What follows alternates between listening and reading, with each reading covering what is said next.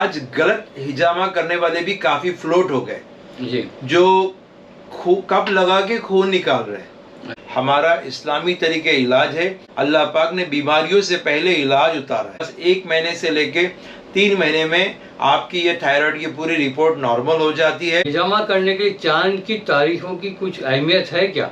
नबी सल्लल्लाहु अलैहि वसल्लम ने सिर्फ 9 जगह पर हिजामा करवाया था। बेचारे मजबूरी में ज़कात लेने के हक मुस्तहिक हो गए, उनका हम फ्री इलाज करेंगे। लेडीज का इलाज तो लेडीज के जरिए से ही होना चाहिए कि हमारे पास माशाल्लाह पूरी टीम है। श्योर्ड, एक्योर्ड और जो है एश्योर्ड ट्रीटमेंट होगा, श्योर क्योर होगा।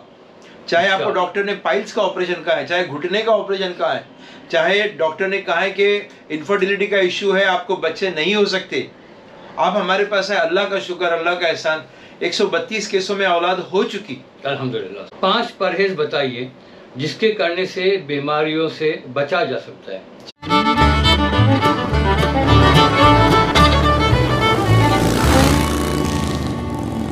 कुकरी माउंटेन्स के सभी व्यूअर्स, आपके लिए बहुत ही बेहतरीन इन्फॉर्मेटिव व्लॉग्स लेकर आया हूँ। अक्सर हमारे हेल्थ इश्यूज़ होते रहते हैं और उन इश्यूज़ का प्रॉब्लम का सॉल्यूशन के लिए हम एक इन्फॉर्मेटिव व्लॉग लेकर आए आपकी खिदमत में।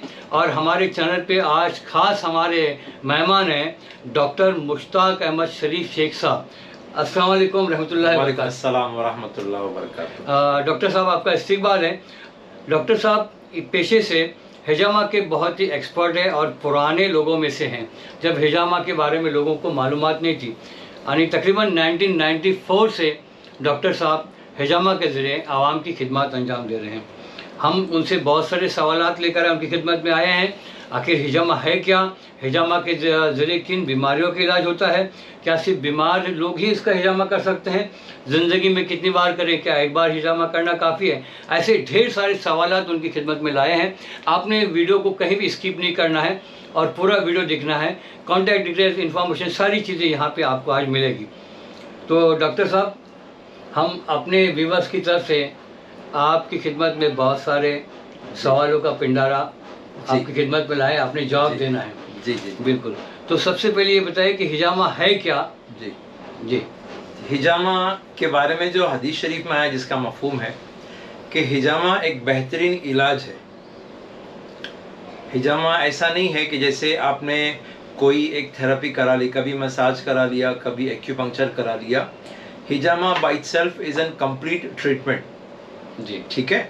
लेकिन जैसे हम जानते हैं कि कोई भी इलाज, कोई भी बीमारी जब किसी शरीर में डेवलप होती है तो वो एक दिन का अचानक कभी मार लग जाना या कभी कोई चीज़ की एक्सीडेंटल कोई इशू हो गया तो वो एक अलग बात होती है। लेकिन जब भी किसी को माइग्रेन हुआ जी, या जब भी किसी को शोल्डर पेन हो गया या जब भी किसी के स्पाइनल के अंदर कई इश्यूज शुरू हो गए, घुटने का दर्द शुरू हो गया एजिंग की वजह से, तो ये जितनी भी चीज़ें हैं इसके लिए पेशेंट का प्रॉपर डायग्नोस होना बहुत ज़रूरी है। अच्छा। और डायग्नोसिस के लिए ज़रूरी है कि उसकी फिजियोलॉजी, उसकी एनाटॉमी, उसकी बॉडी का, उसकी डाइट क्या है, उसको ये तकलीफ़ कब से हुई, क्यों हुई। आज एक अफसोस की बात है, बड़ी मुश्किल से, बड़ी मेहनत से और जो है वो बहुत सारी एक्टिविटीज़ के नतीजे में हिजामा माशाल्लाह फेमस हो गया, हिजामा से लोग मुतारुफ हो गए। लेकिन आज गलत हिजामा करने वाले भी काफ़ी फ्लोट हो गए जी, जो कप लगा के खून निकाल रहे हैं। अच्छा। जैसे किसी के सर में हिजामा हो, सर में दर्द हो रहा है, उसके जाके सर पे हिजामा कर दिया। अच्छा। और बाद में फिर वो कहता है कि भाई मेरे को उस वक्त तो आराम मिला लेकिन बाद में मेरा दर्द वापस से वैसे ही हुआ। जी। ऐसे ही किसी को अगर शोल्डर पेन हुआ, उसको शोल्डर में हिजामा हुआ और उसके बाद में उसको शोल्डर में हिजामा करने के बाद में उसको वक्ती आराम हुआ, बाद में उसको तकलीफ हो गई। तो इन सारी चीज़ों की जो वजूहात है, जो डायग्नोस करना है कि सर में माइग्रेन होने की वजह क्या है, सर के दर्द की वजह क्या है।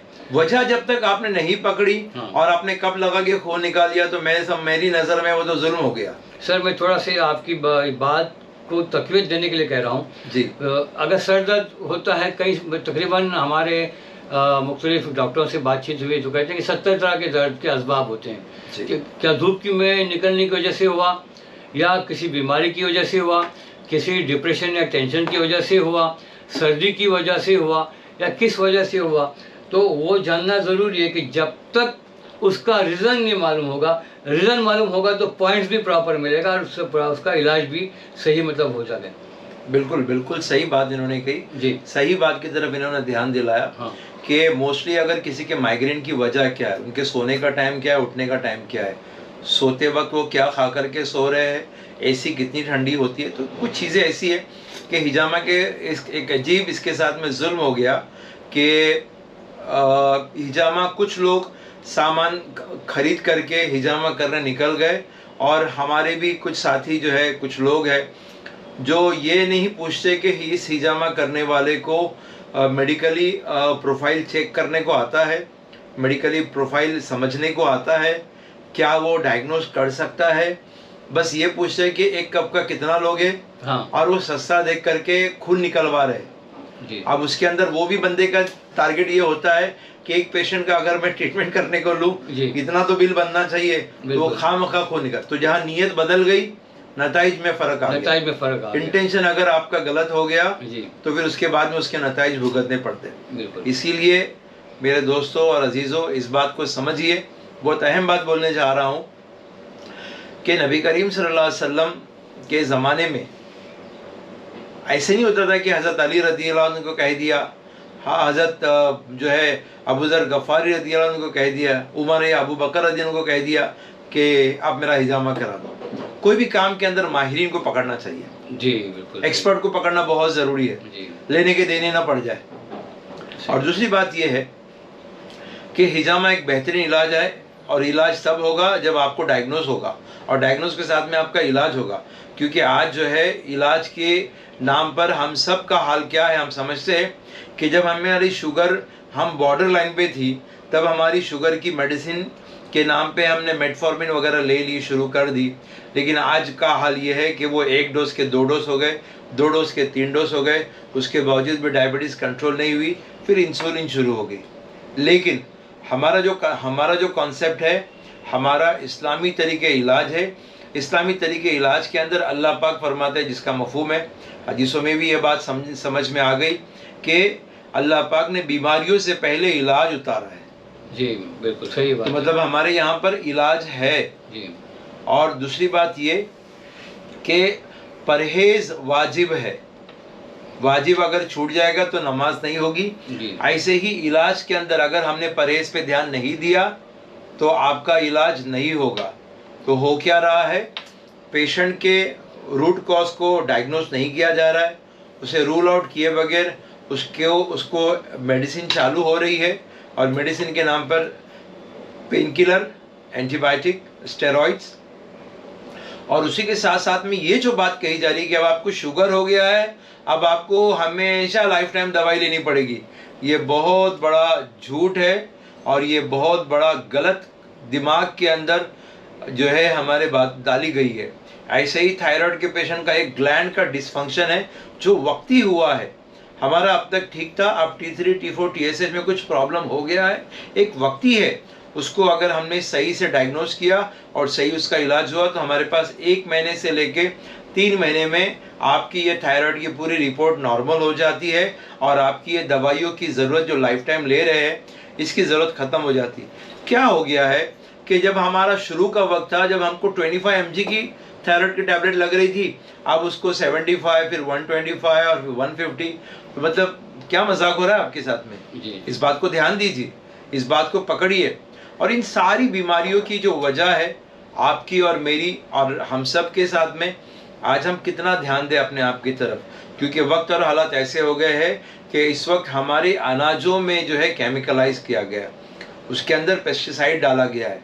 तो आज हमें होशियार होना है, समझना है और हमें इस बात की तरफ ध्यान देना है कि क्या मैं खाता हूँ तो उसका रिएक्शन मुझे होता है और इसकी वजह से मुझे तकलीफ़ होती है, तो मुझे अपने आप को उन चीज़ों से रोकना है, क्योंकि आपसे बेहतरीन आपका कोई मुअल्लिज नहीं है।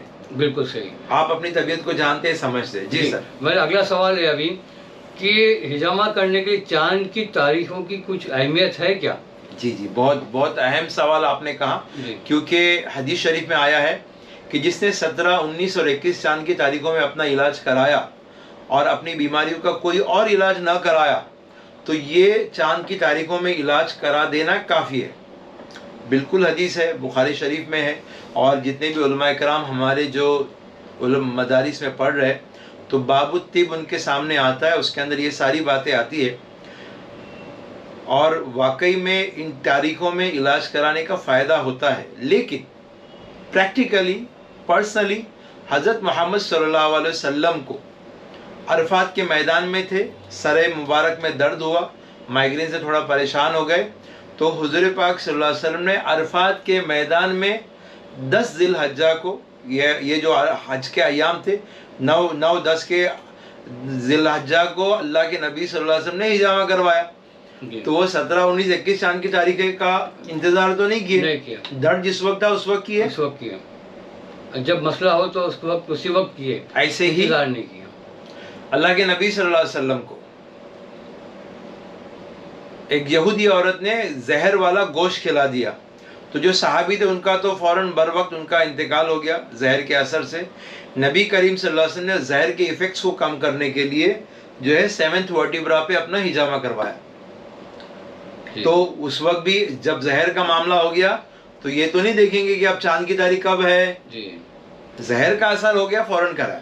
और हमारा पर्सनली हमारा क्लिनिक है, हम बुध के दिन क्लिनिक बंद रखते हैं, हदीसों में बुध के दिन का हिजामा पसंद नहीं किया गया जी, तो हम नहीं करते, लेकिन बाकी हम साल भर हिजामा कर रहे हैं। और अपना हमारा अपनी ज़ाती तौर पर, अभी मुझे कश्मीर गया था मैं चांद की तारीखों के लिए खास अपॉइंटमेंट्स थे, तो उससे एक हफ्ता पहले मैंने 12-13 तारीख को अपना पूरा डिटेल में हिजामा करा, खासकर मेरा घुटनों का मैंने ट्रीटमेंट करवाया पूरा डिटेल में, क्योंकि मुझे जाना था चांद की तारीखों से पहले।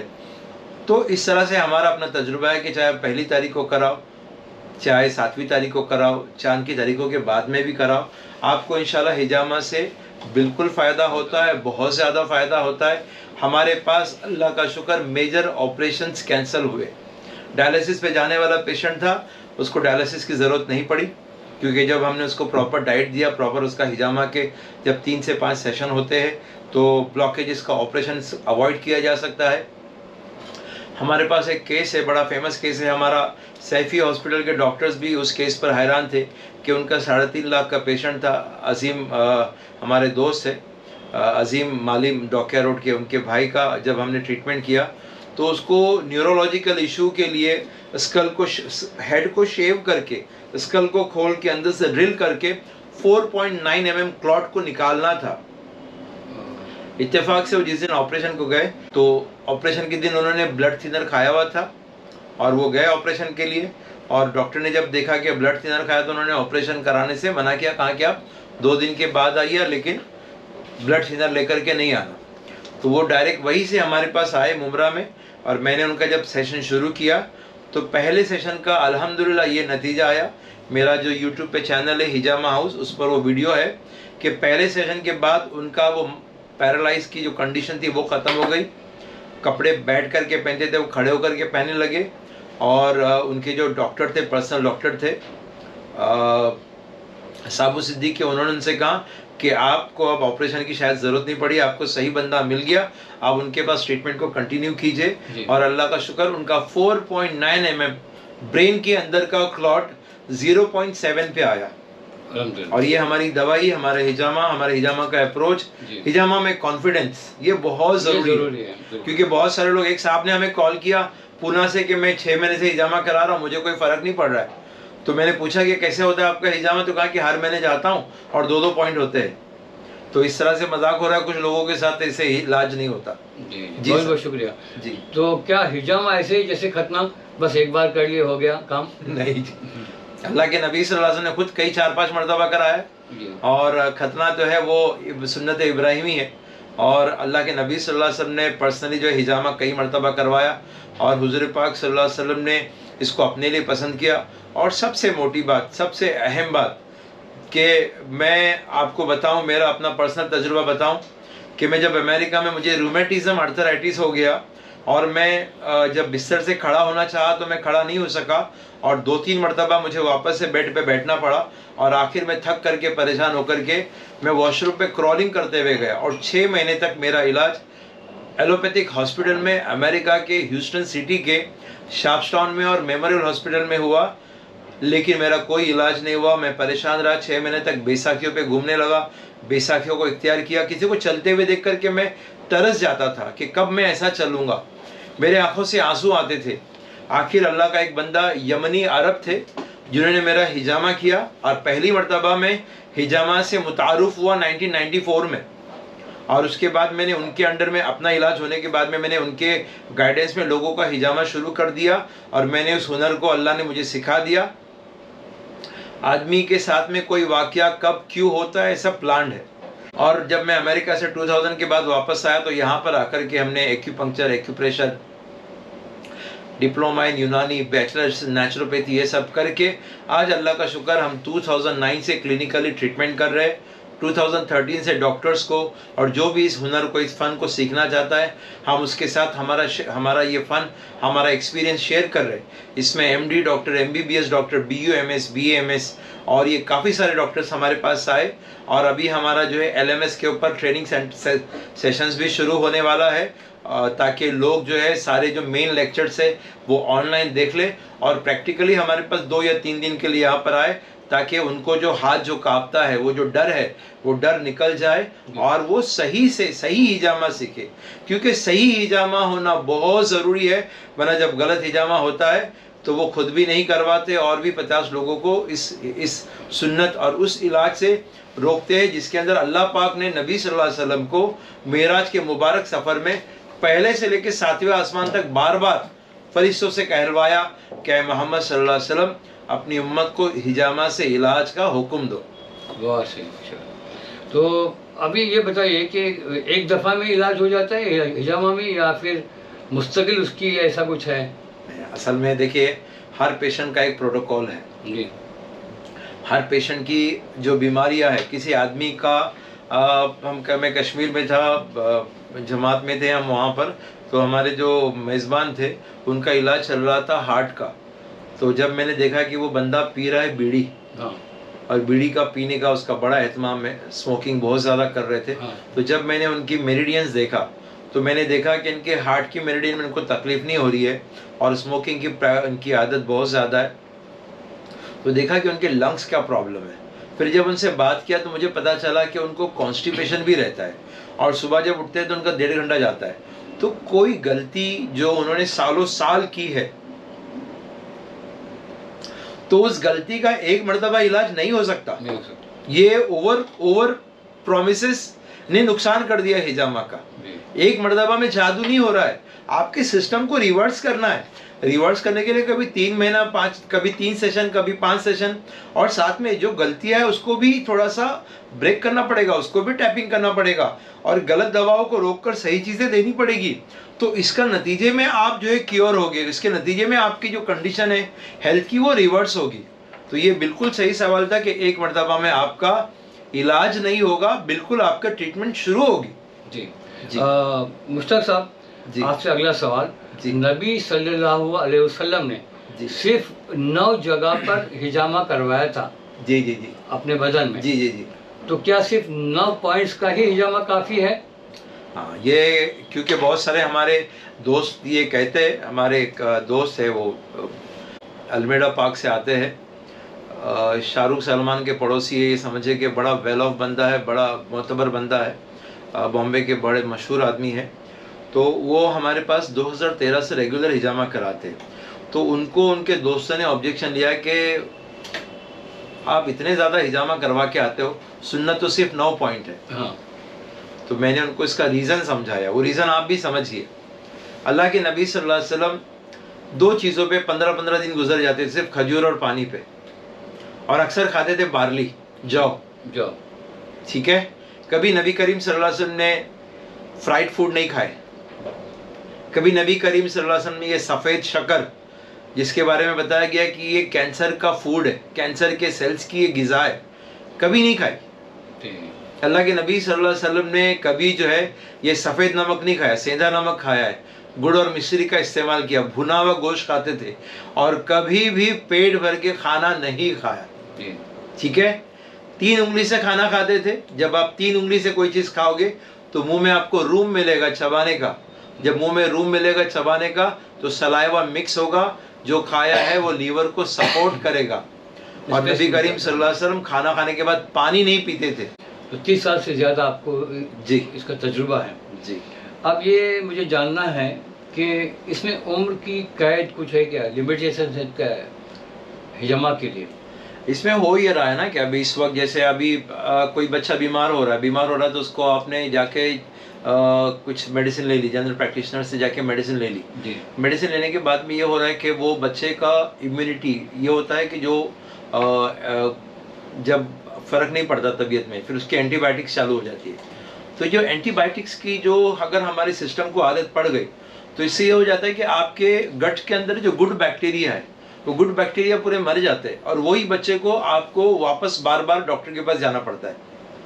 तो हम ये तरतीब करते हैं खुद हमारे घर के अंदर। हमारा ये हाल ये है कि मैं मेरी बेटियों के लिए मैं जैसे किशमिश को मैंने भून लिया और किशमिश को उसको भिगाया, उसका पानी पिलाया, किशमिश खिला दिया जी।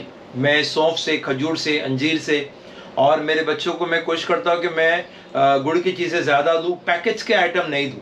ऐसे वो सारी चीज़ें जो जिसके अंदर पेस्टिसाइड है उसको अवॉइड करते हैं। तो मैं ये कह रहा हूँ कि मैं मेरे अपने बच्चों को एंटीबायोटिक की नौबत नहीं आने देता और हम उनका ज़रूरत पड़े तो हम उनका जो है हिजामा करते हैं। हाँ। मेरी बेटी का जब वो 6 महीने की थी उसका सबसे पहले हिजामा हुआ था। हाँ। और हमारे पास एक पुलिस वाली मैडम आई थी, बोली मेरे बच्चे से मैं परेशान हूँ, बहुत चिड़चिड़ा है और बहुत ज़्यादा जो है वो रोता रहता है, रात को जल्दी सोता नहीं है। तो उसका 4 साल के बेटे को लेकर आई थी, उसका हमने हिजामा किया। उसके बाद से वो कहने लगी कि ना ये इसका चिड़चिड़ापन खत्म हो गया और जिद भी छोड़ दिया और ये नॉर्मल है। ऐसे ही मैं अभी कश्मीर में गया था तो डाउन सिंड्रोम में एक बच्चा था, 2 साल का बच्चा था और उसका हाल ये था कि वो रात भर जागता था, दिन भर रोता था। तो उसके डैडी जो थे वो भी मेडिकल फील्ड में थे और हमारे डॉक्टर आदिल, हमारे कश्मीर के जो फ्रेंड है वहाँ क्लिनिक है उनका, उनके क्लिनिक में मैंने उनको बुलाया और डाउन सिंड्रोम के उस केस के उस बच्चे को जब मैंने बैक पे हिजामा किया, उसका वीडियो भी है मेरे पास तो मैं शेयर करूंगा। तो वो उसको जब हिजामा किया तो उसका अल्लाह का शुक्र ये फ़ायदा हो गया कि अब वो सुकून से सो रहा है और दिन भर का रोना उसका बंद हो गया। तो माँ की जिंदगी आफियत में आ गई। छोटे मासूम बच्चों के लिए लेकिन बच्चों को करने का अंदाज अलग है, उसका टेक्निक अलग है। बूढ़ों को करने का अंदाज अलग है, टेक्निक अलग है। आज मामला ये है कि एक दिन में हिजामा का सर्टिफिकेट मिल रहा है, शाम को एप्रन पिना करके सर्टिफिकेट हाथ में दे करके तालियां बजाते हुए जो है वो सर्टिफिकेट दिया जा रहा है। एक दिन 2 दिन में आदमी हजाम नहीं बन सकता जी। एक दिन 2 दिन में आदमी को कोई काम सीख नहीं सकता, लेकिन हिजामा के साथ में मजाक हो रहा है। हमारे पास अभी डॉक्टर एक अनस साहब है, इलाज ट्रीटमेंट सीख रहे, अभी उनका 5वां महीना है। यहाँ पे एक डॉक्टर साहब है, 23 साल की उनके प्रैक्टिस के बावजूद डॉक्टर हमजद हमारे पास 3 से 4 महीने तक क्लिनिक में रेगुलर आते थे। हाँ। तो जो जिम्मेदारी का एहसास है कि उसकी वजह से वो इतना रेगुलर और कॉन्फिडेंस के लिए कि कौन से केसेस का क्या रिजल्ट आ रहा है, क्या इंप्रूवमेंट आ रहा है, तो वो हम क्लिनिकली ट्रीटमेंट भी दे रहे हैं और क्लिनिकली ट्रेनिंग भी दे रहे हैं जी। अगले सवाल की तरफ बढ़ने से पहले बता दूं, सवाल नंबर जो 4 था जिसमें आसवन के बारे में मैंने सवाल किया था, उस वक्त थोड़ा सा तकलीफ हुई थी गले में, एसी चल रही है, तो डॉक्टर साहब ने मुझे ब्लैक टी दी, हमने थोड़ा ब्रेक लिया था और ये विदाउट शुगर ये है अपना टी है और ब्लैक टी है। तो ये पॉइंट भी क्लियर कर रहा है, ऐसा लगता है कि हम लोग दोनों बियर के ग्लास लेके बैठे हैं। ये लोग इतने बदगुमान आपसे नहीं होते। अच्छा हाँ, और मैं मजाक भी करता रहता हूँ अपने ऑडियंस से जी। और हम जो भी टॉक होती है हमारी फ्रेंडली होती है। बहुत अच्छा जी। अभी अगला सवाल हम करते हैं, चूँकि आपका ताल्लुक कोकल से है, आप श्रीवर्धन से, रायगढ़ डिस्ट्रिक्ट के, समुद्री इलाका बहुत प्यारा, बहुत टूरिस्ट अच्छे जाते हैं और चूँकि आपकी ज़ात से कोकन के लोगों को भी फ़ायदा पहुँचना चाहिए, तो क्या हम अपनी जो कौम जो है, अपनी बरादरी, बल्कि कौम के अपनी बरादरी को मुख्तलिफ बीमार से बचाने के लिए कुछ इक़दाम कर सकते हैं क्या? जी, अभी बात देखिए, अगर मौलाना अमानुल्लाह मरहूम अल्लाह के वली मौलाना बुरुट साहब जी, इनसे जब मैंने बात की पहली मर्तबा 2009 में, तो अल्लाह जज़ाए खैर दे कि मौलाना ने मुझे मदरसा हुसैनिया के अंदर मौका दिया। मुफ्ती उमर साहब ने अहादीस पढ़े हिजामा के ताल्लुक से। मैंने बच्चों के उस वक्त के प्रेजेंट कंडीशंस क्या क्या है, हेल्थ इश्यूज़ क्या है, उसको मालूम किया और उनका हिजामा किया। गुजरात अहमदाबाद के MP भुवन भारवाड़ साहब आए, उन्होंने अपना ट्रीटमेंट कराया। उनके डॉक्टर जिग्ना ने कहा कि सर आपको तो एक सेशन में 40% आराम हुआ है जी। उसके बाद उन्होंने मेरा सबसे बड़ा सत्कार 3 दिन तक एक बड़ा स्टेज सजा, बहुत बड़ी ऑडियंस आई, माशाल्लाह। उनके सामने मेरा प्रेजेंटेशन हुआ, मैंने उनके बारे में, हेल्थ इश्यूज़ के बारे में उनको अवेयरनेस किया, एजुकेट किया, और नबी करीम सल्लल्लाहु अलैहि वसल्लम के बताए हुए हिफ्ज़ान सेहत के सारे पॉइंट्स उनके सामने मैंने पेश किया, और उन बातों को उन्होंने अपनाया और उनकी पूरी कम्युनिटी का मेरा इलाज करवाया। तो कोकन में भी इस तरह के मतलब मसला ये है कि कोकन वाले बुलाते ही नहीं है। अच्छा, कोई ऐसा है ही नहीं कि जो फ़ायदा उठाना चाहे, या कौम का आपका अपना बच्चा या आपका अपना साथी, आपका अपना भाई, हाँ। इससे पंजाब वाले सब में ज़्यादा फ़ायदा उठा रहे। इंशाल्लाह अभी उसके हमारे बाद भी- गुजरात वाले, और अभी कश्मीर वालों का बड़ा प्लान है हमारे साथ, हिजामा हाउस के साथ में 10 अलग अलग जगह पर वो पूरा जो है इसका बड़ा प्रोग्राम करने वाले हैं। लेकिन कोकन के लोग अभी तक जो है इसको, इस सिलसिले में हमसे फ़ायदा नहीं उठा रहे। और मैंने एक मरतबा, मेरा दिल हुआ, मैंने अपने श्रीवर्धन में बहुत सारे लोगों का इलाज किया और अपने बज़्म को जो जमा हुआ पैसा वो उनकी खिदमत में पेश कर दिया।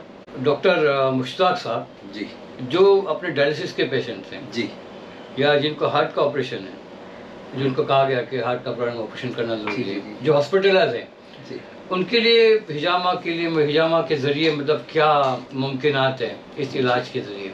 जी, देखिए एक बात मैं बताऊं आपको, हमारे पास हिफ्ज़ान सेहत के जो उसूल है जी, उसके ऊपर अगर हमने अमल किया तो इंशाल्लाह हमें बीमारियां नहीं होगी। उसको नज़रअंदाज नहीं करना।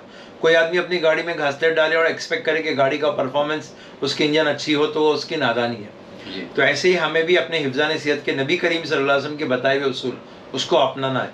मेरा मिशन के अंदर, जैसे हिजामा का मिशन था कि सुन्नत को ज़िंदा करने का, जब मैंने मिशन लिया अल्लाह ने इसमें मेरी मदद किया और वीडियोस के करोड़ों व्यूज़ हो गए। अब मेरा जो दूसरा मिशन है कि 2 और सुन्नत है उम्मत में आम करनी है। उसमें एक है जौ, बार्ली, बाहर लिया। ठीक है। अल्लाह के नबी सल्लल्लाहु अलैहि वसल्लम के ज़माने में जब भी कोई शख्स बीमार होता तो जब तक कि बीमार अच्छा ना हो, जौ की हांडी चढ़ जाती। ये सुन्नत अभी तक पूरे कोकन में नहीं है।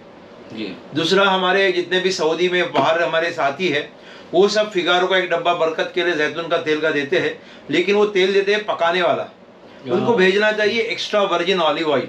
जी, अगर एक्स्ट्रा वर्जिन ऑलिव ऑयल कोई भी पेशेंट किसी भी हेल्थ कंडीशन में अगर 10 से 20 ml अगर सुबह शाम पीना शुरू करेगा, उसकी heart health, liver health, kidney health, digestive system, metabolism, constipation, कई सारी चीज़ों का वो इलाज है। सिर्फ एक जैतून का तेल, ये इन साहब बैठे हैं, इनके पीछे जैतून का तेल रखा हुआ है, कलौंजी का तेल रखा हुआ है, यहाँ पर हमारे पास तलबीना है, कैमरे के पीछे जमजम का पानी भी रखा हुआ है। जिन चीज़ों को अंदर अल्लाह पाक ने शिफा बताई हुई है, आप उसको इग्नोर नहीं करें, वरना आपको उसकी बड़ी महंगी कीमत चुकानी पड़ेगी। बिल्कुल। तो अब ये जो बात है कि जो लोग डायलिसिस पे जा चुके, उसके बाद में नेचर के खिलाफ कोई अमल हो गया, हम उसको हाथ नहीं लगाते। लेकिन अगर आप उससे पहले अगर क्रेटिनिन बढ़ा हुआ है, यूरिक एसिड बढ़ा हुआ है, आप बिल्कुल हमारे पास लेकर आइए। श्योर्ड, एक्योर्ड और जो है एश्योर्ड ट्रीटमेंट होगा, श्योर क्योर होगा। चाहे आपको डॉक्टर ने पाइल्स का ऑपरेशन कहा है, चाहे घुटने का ऑपरेशन कहा है, चाहे डॉक्टर ने कहा है कि इनफर्टिलिटी का इश्यू है, आपको बच्चे नहीं हो सकते, आप हमारे पास है। अल्लाह का शुक्र, अल्लाह का एहसान, 132 केसों में औलाद हो चुकी। अल्हम्दुलिल्लाह। मैं दुबई में गया था एक पेशेंट का ट्रीटमेंट करने के लिए, अल्लाह का शुक्र 5 साल के बाद वो मैडम अपने बच्चे को लेकर आई मिलाने के लिए। तो ऐसे कई, अल्लाह का शुक्र, कई घरानों से मिठाई आई और लोगों का फ़ायदा हुआ। मल्टीपल हेल्थ इश्यूज़ का अल्लाह पाक ने जिसमें इलाज रखा है, उसकी जब शराइत पूरी होगी आप बिल्कुल अच्छे होगे, और इसकी बरकत से आपके लाखों रुपये जो है वो खर्च होने से आप बचोगे, आपका घर का पूरा बजट बिगड़ने से बचेगा। अगर हम तिब्बे नबी पर आएंगे, नबी करीम सल्लल्लाहु अलैहि वसल्लम के बताए हुए हिफ्ज़ान सेहत के उसूल पर आएंगे और हिजामा पर आएंगे। बहुत बहुत शुक्रिया। अभी आखिरी सवाल आपकी तरफ, उसके साथ में बाद में एड्रेस पर और कुछ और आपसे बातें होगी। 5 परहेज बताइए जिसके करने से बीमारियों से बचा जा सकता है। जी, बहुत ही अहम सवाल, बहुत ही अहम सवाल। ये वो बात है कि आपके पूरे कोकन के सब लोगों का मिला करके, हमारा रायगढ़ है, हमारा जो है रत्नागिरी है, या पूरा महाराष्ट्र है, या पूरे इंसानियत का इस वक्त फूड इंडस्ट्री के ज़रिए से फार्मा बिजनेस को प्रमोट किया जा रहा है। जी, कोशिशें की जा रही है कि आगे चल कर के डायबिटीज़ की दवा बच्चों को भी शुरू हो जाए और बीपी की दवा बच्चों को भी शुरू हो जाए। कॉन्स्टिपेशन तो हो ही रहा है। ठीक। जो पैकेट्स आप खा रहे, पेस्टिसाइड्स के साथ मिले हुए पैकेट्स और हमारे मोहल्लों में बहुत बड़े बड़े ब्रांड के प्रोडक्ट्स नहीं आते, तो जिसकी भी शेल्फ लाइफ है वो आपके बच्चे की लाइफ और आपकी लाइफ ख़त्म कर देगी, कम कर देगी। ये स्टिंग और जितने भी जो सॉफ्ट ड्रिंक है जिसके अंदर रंग है, कलर है, फ्रेग्रेंस है और पेस्टिसाइड है और केमिकल शुगर है, ये सारी चीज़ें हमें बर्बाद करी, हमें नुकसान करी, हमारी कैपेसिटी टूट रही है, हमारी इम्यूनिटी जो है वो नुकसान में आ रही है। तो इसमें 5 चीज़ें जिसको हमने जो है रूल आउट किया है, और ये वो 5 चीज़ें जिसे नबी करीम सल्लल्लाहु अलैहि वसल्लम ने अपनी ज़िंदगी में कभी नहीं खाया। एक सहाबिया ने चाहा कि मैं जौ का चोकर, जिसे हम लोग आज कहते हैं फाइबर, हटा करके पतली चपाती की रोटी बनाऊं, नबी करीम सल्लल्लाहु अलैहि वसल्लम ने उसको वापस में डलवा करके मोटी रोटी खाई। तो अगर आपके पेट में फाइबर जाएगा तो आपको लीवर के फैटी लीवर नहीं होगा, लीवर सिरोसिस नहीं होगा, डायबिटीज नहीं होगी, बीपी नहीं होगा। तो हमें क्या नहीं खाना चाहिए? मैदे की चीजें। गावात आपण खाल्ला ना बटर बुरून, मुंबई से घेऊन जातात बुरून पाव आणि नरम पाव, ये जितने भी बटर और ये नरम पाव आपको नरम कर देगा। ये जो आप इजी समझते हैं, ये इजी मैदे की चीजें खाने के बाद में आपको टॉयलेट में जाके लड़ाई लड़नी पड़ेगी। ये है उसूल। जहां पर बेकरी प्रोडक्ट हो गए वहां हार्ट के केसेस हो गए। ठीक है, एक बात। दूसरा, हम कोकन वालों के लिए जैतून का तेल हर एक के लिए इजी अफोर्डेबल नहीं है, लेकिन हम कोकन वालों के लिए अल्लाह ने हमारे इतराफ में, हमारे गांव में, हमारे मोहल्ले में हमारे लिए बेहतरीन चीज़ दी है, वो है नारियल। नारियल का तेल अगर आपने खाने पकाने में इस्तेमाल किया, नारियल का वर्जिन ऑयल अगर आपने ब्लैक कॉफ़ी, ब्लैक टी में जैसे मैंने अभी पिया, आपने 1 चम्मच 2 चम्मच डाल करके पिया, आपको कभी स्किन इश्यूज नहीं होंगे। नारियल का तेल अगर आपने अपने चेहरे को लगा करके आप सो गए, आपकी उम्र 50 में भी 35 की नजर आएगी। क्या बात है, जवानी का राज जवानी का राज है सर। लेकिन हम बेवकूफ़, हम नादान जो है वो पैसे खर्च करके जो है हम अपने आप को उन चीज़ों का आदी बना रहे जो हमें वक्ती लुक दे रहा है लेकिन हमें बूढ़ा बना रहा है। तो हमें जो है कोई भी ऑयल, जितनी भी रिफाइंड ऑयल है, इसको रिफाइंड बनाने के लिए जो हीट दी जाती है, जो प्रोसेस किया जाता है, उसके बाद वो जो है हमारे लीवर के लिए बड़ी मुसीबत बनता है। तो हमें क्या खाना चाहिए?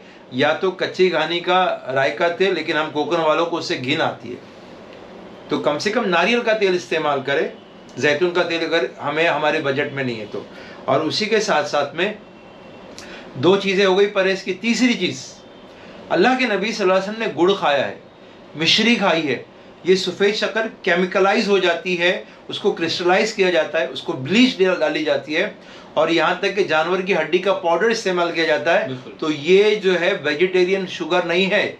अगर आपने इसको अपनी ज़िंदगी से निकाल दिया तो ये वो शुगर है जो हमारे बॉडी में किसी भी गलती की वजह से कैंसरस सेल है, तो उसका फूड है ये सफ़ेद शक्कर। तो इसको ये कट कर दे, वो खुद मर जाएगा, कैंसर का सेल ख़त्म हो जाएगा। और ये 3 चीज़ें हो गई। चौथी, सेंधा नमक। सेंधा नमक ये दवा है, ये मिनरल्स है। और सफ़ेद नमक जो है, ये सफ़ेद नमक जो है ये जो है ये केमिकल है। इसी की वजह से थायराइड और बीपी की बीमारी हो रही है। और अगर नमक कम हुआ तो ज़रा वो जो हम जो ऊपर से कच्चा नमक खाते हैं वो हमारा और नुकसान करता है। बल्कि कच्चा अगर आपने सेंधा नमक चखा और पानी पिया तो ये हमारे पूरे बॉडी के सिस्टम में जाएगा।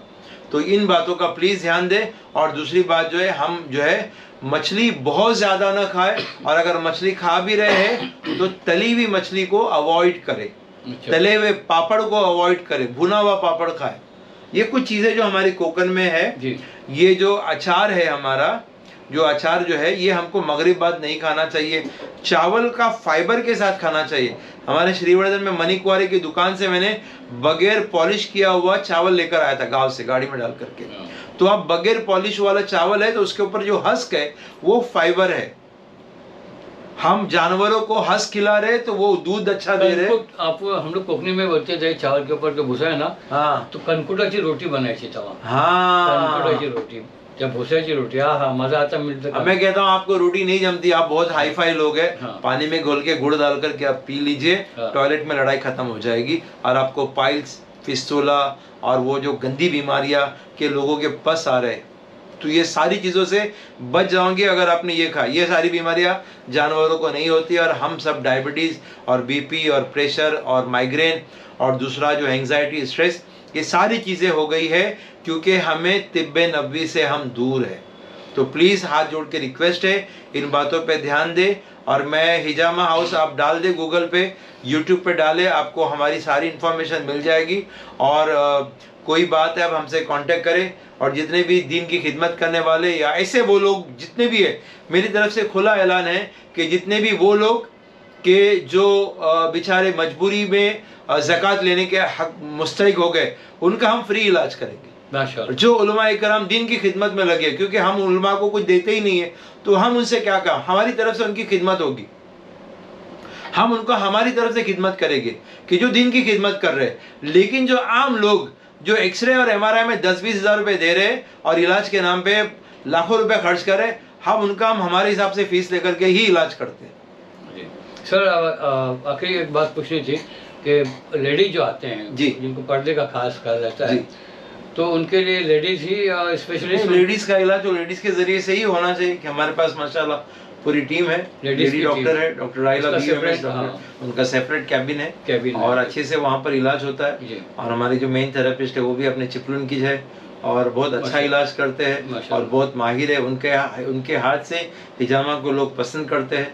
हमारे पास अभी कल एक पेशेंट था, उसने कहा कि मैं इससे पहले हिजामा करा था, 1 पॉइंट करा के मैं भाग गया। मैंने कहा कि बस मुझे नहीं करना, जैसे ऐसी चीरे मार दे जैसे उसके अंदर मसाला भरना है, पापलेट में चीरे मारते हैं ऐसा। जी सर, डॉक्टर साहब अब थोड़ा और आगे में जो क्वेश्चन रहेगा आखिरी, कि अगर कोई आपको बुलाए कोकने किसी इलाके में, अगर कैंप रखे हिजामा कैंप मेल फीमेल के लिए, तो आपकी टीम वहाँ पे हमारे पास पूरी टीम है। हम पूरा ऑर्गेनाइज तरीके से हमने श्रीवर्धन में किया है, चिपलून में किया है, महाड़ में किया है, मुरुड में किया है, और बाकी तो पूरे अल्लाह का शुक्र पूरे इंडिया में, आगरा में, दिल्ली में, पंजाब में, हैदराबाद में, पूरे इंडिया में हम करते रहते हैं। दुबई जाते इलाज के लिए। जी, आपके लिए स्क्रीन पे यहाँ का जो लोकेशन जो है ना, मैं उसको रोड और पूरा एड्रेस वो सारी चीज़ें स्क्रीन पे दिखाई देगी, कॉन्टेक्ट नंबर भी दिखाई दे रहा है और लोकेशन का वीडियो भी मैं आपको दिखा रहा हूँ। अभी मैं आपको हिजामा हाउस का एड्रेस बताता हूँ, लोकेशन एकदम परफेक्ट, इजीली ढूंढने की ज़रूरत नहीं। इस तरफ आप देखेंगे तो ये घाटकोपर विकरू साइड से रास्ता आता है और इसको LBS मार्ग कहते हैं। सामने है हिमालय पंजाबी बार रेस्टोरेंट, ये कोला के आगे की तरफ ये साइन वाला जो निकल जाता है LBS मार्ग, और यहाँ बिल्कुल है बाबा फालूदा, फेमस जो है बाबा फालूदा कोला का, कोई भी बच्चा भी बताएगा। बाबा फालूदा आएंगे, इसको तैयब मंजिल कहते हैं और तैयब मंजिल है, मुझे भी एड्रेस ढूंढने की कोई ज़रूरत नहीं पड़ी क्योंकि यहाँ पे देखो ये तैयब मंजिल और ये बोर्ड लगा हुआ है हिजामा हाउस का, हिजामा हाउस का बड़ा सा बोर्ड नज़र आ रहा है। इस बोर्ड को देखते हुए मैं आ गया, यहाँ पे भी है। और चलिए ये ग्राउंड फ्लोर जो फ्लोर है, ग्राउंड फ्लोर, और यहीं पर है हिजामा हाउस डॉक्टर मुश्ताक शेख साहब का, बस मेन रोड से 2 कदम एंट्री पे, और यहाँ ये मेन रोड की बिल्डिंग ही है हिजामा हाउस। स्क्रीन पे आपको ये पूरा इनका कॉन्टेक्ट नंबर भी आपको मैं दे रहा हूँ। ये देखिए हिजामा हाउस का काफ़ी बड़ा सा बोर्ड लगा हुआ है और एक ग्राउंड फ्लोर से यहाँ से एंट्री करेंगे तो इधर अंदर है हिजामा हाउस, ये बड़ा सा है। अस्सलाम वालेकुम, खैरियत है जी। ये वेटिंग लॉन्च है, रिसेप्शन है, इस तरफ भी इनका हिजामा हाउस का रूम इस तरफ भी है और इधर भी एक कपिंग थेरेपी हो रहा है। ये सारी डिटेल आपको हम बता चुके हैं।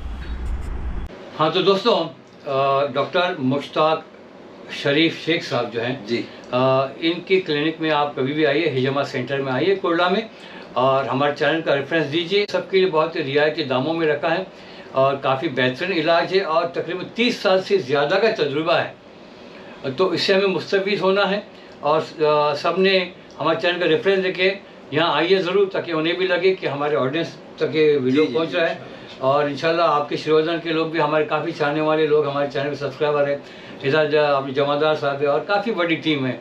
अगर बाकी लोग के नाम नहीं लूँगा तो नाराज़ भी हो जाएंगे। तो बहुत बहुत शुक्रिया कोकनी माउंटेन चैनल से बात करने के लिए, बहुत शुक्रिया, बहुत शुक्रिया। डॉक्टर साहब की ज़ात से ज़रूर फ़ायदा उठाइए। अस्सलाम वालेकुम वरहमतुल्लाहि व बरकातहू। वालेकुम अस्सलाम व रहमतुल्लाहि व बरकातहू।